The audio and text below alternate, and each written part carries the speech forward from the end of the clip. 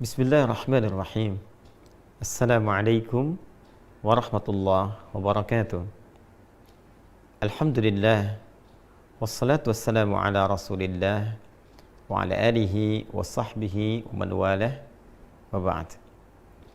Saudara-saudariku dimanapun Anda berada, Alhamdulillah mengucap syukur kepada Allah subhanahu wa ta'ala.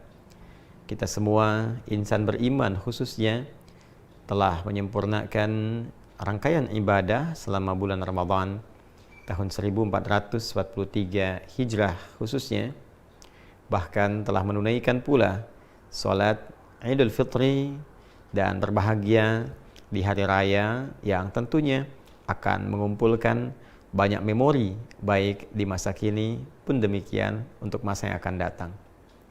Lebih dari itu, ada sesuatu yang sangat istimewa masih di rangkaian bulan Syawal. Bila hari pertamanya kita menunaikan salat Idul Fitri, bercengkrama dengan keluarga, membangun silaturahim yang erat, maka dari sejak hari keduanya sampai dengan akhir bulannya ada bentangan yang sangat istimewa yang hanya terdapat di bulan Syawal dan langsung informasinya diberitakan oleh Nabi sallallahu alaihi wasallam. Sahabat Abu Ayyub Al-Ansari menerima informasi penting dari Nabi sallallahu alaihi wasallam yang kelak informasi ini akan dicantumkan, dirangkum oleh Al-Imam Muslim dalam kitab sahih beliau nomor hadis 1164. Qala Rasulullah sallallahu alaihi wasallam. Informasi disampaikan oleh Al-Imam Muslim mengambil sanad riwayat yang tersambung pada sahabat mulia Abu Ayyub Al-Ansari radhiyallahu taala anhu.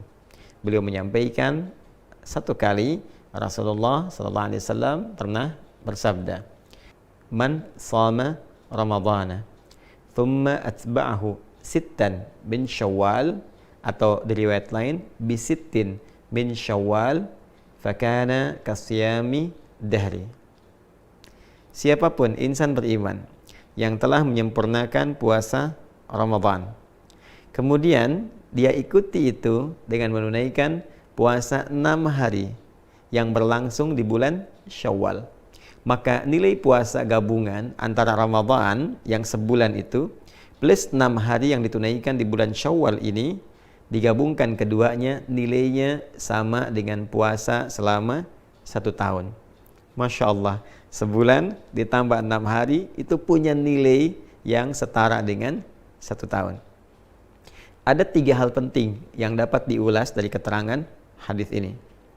Yang pertama, Nabi Muhammad SAW memberikan apresiasi yang tinggi kepada setiap insan beriman yang telah menyempurnakan puasa Ramadan dengan memberikan satu tambahan 6 hari puasa lagi, yang dengan 6 hari ini nilai keseluruhannya menjadi puasa yang setara dengan 1 tahun penuh. Ini rumusnya bisa didapati dalam Quran surah ke-6 Al-An'am di ayat 160.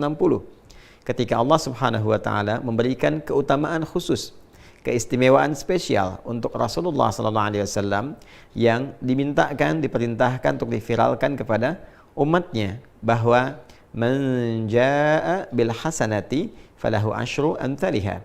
Siapapun insan beriman yang mengerjakan satu perbuatan baik bernilai ibadah, maka di sisi Allah tertuliskan nilainya 10 kebaikan. Setiap satu pekerjaan mulia, satu ibadah, nilainya sama dengan 10 di sisi Allah Subhanahu wa taala. Jadi, kalau ada yang menunaikan puasa Ramadan sempurna selama sebulan, maka dikalikan 10, singkatnya senilai dengan 10 bulan.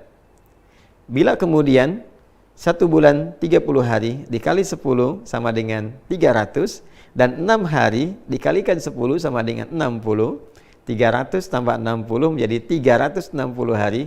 Bukankah ini akumulasi jumlah kurang lebih selama 1 tahun?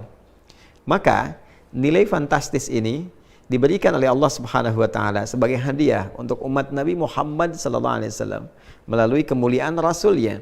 Puasa 1 bulan Ramadan plus 6 hari Syawal nilainya sama dengan 1 tahun penuh.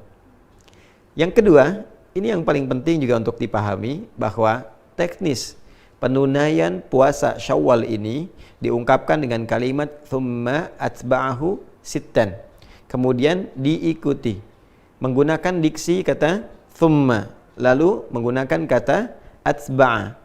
Ini memberikan kesan kepada kita bentuk umum dengan dua pemaknaan. Bisa berurutan, bisa juga berselang. Karena kata thumma itu memberikan kesan jeda yang bisa berurutan secara langsung atau diselingi oleh satu kondisi, kegiatan atau peristiwa yang lain tapi tetap diikutkan dalam frame yang sama. Artinya penunaian ibadah siam sunnah di bulan Syawal ini selama 6 hari itu bisa dilakukan dengan dua cara. Bisa berurutan, berangkai bersamaan, hari kedua, ketiga, keempat, kelima, keenam, ketujuh di bulan Syawal. Jadi sejak dimulai dari hari kedua boleh puasa. Kalau ingin langsung berurutan, ketiga, keempat, kelima, keenam, dan hari ketujuh, 6 hari. Jadi selesai kalau dikerjakan berurutan di hari yang ketujuh di bulan Syawal. Karena hari pertama haram hukumnya berpuasa. Namun jika ada kondisi yang menjadikan tidak memungkinkan dilakukan secara berurutan, maka boleh.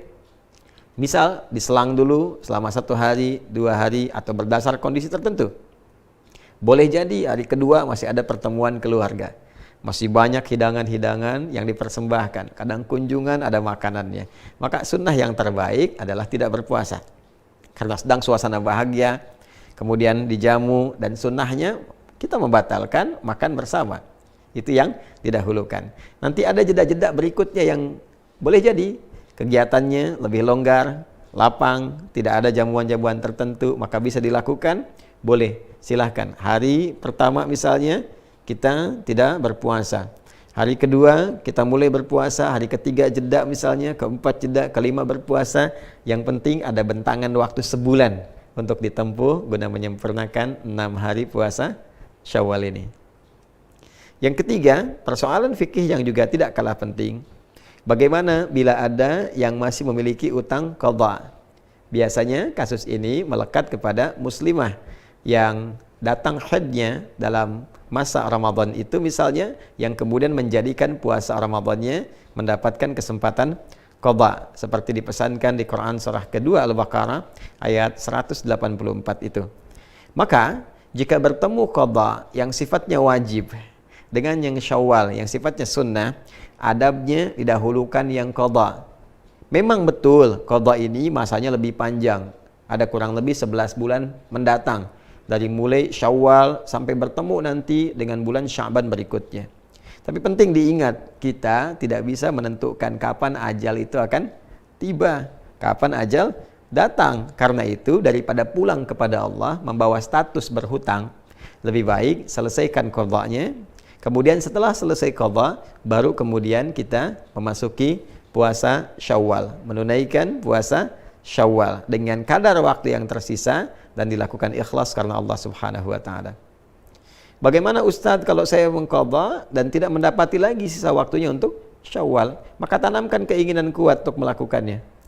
Dengan keinginan kuat itu, dengan harapan untuk bisa menunaikan, boleh jadi Allah berkenan memberikan pahala lebih dulu dengan niat yang ada, keinginan yang ada, sekalipun belum mendapati kesempatan untuk mengerjakannya. Ingat, kemuliaan dilihat oleh Allah Subhanahu wa taala pada kebeningan niat dan keadaan hatinya. La yu'akhidhukumullahu billagwi fi aymanikum walakin yu'akhidhukum bima kasabat qulubukum. Bahkan dalam kasus akan dinilai sebagai hukuman pun, kata Allah, Allah tidak akan menghukum dari canda yang keluar karena refleks pada perilaku kalian. Tapi apa yang diniatkan dari canda itu, apa yang diniatkan dari perbuatan itu yang mendapatkan penilaian di sisi Allah Subhanahu wa taala. Boleh jadi walaupun tidak mendapati kesempatannya, tapi karena ada keinginan kuat, niat, harapan, dan ingin mengikuti tuntunan syariat, itu yang mendapatkan penilaian di sisi Allah Subhanahu wa taala. Saudara-saudariku, kesempatannya hanya di bulan Syawal, tidak ada di bulan yang lain. Karena itu, mari kita optimis, memaksimalkan niat di dalam hati kita, mengondisikan ikhtiar kita. Semoga Ramadan yang telah tuntas ditunaikan bisa juga diikuti dengan kesempurnaan penunaian puasa 6 hari di bulan Syawal. Assalamualaikum warahmatullahi wabarakatuh.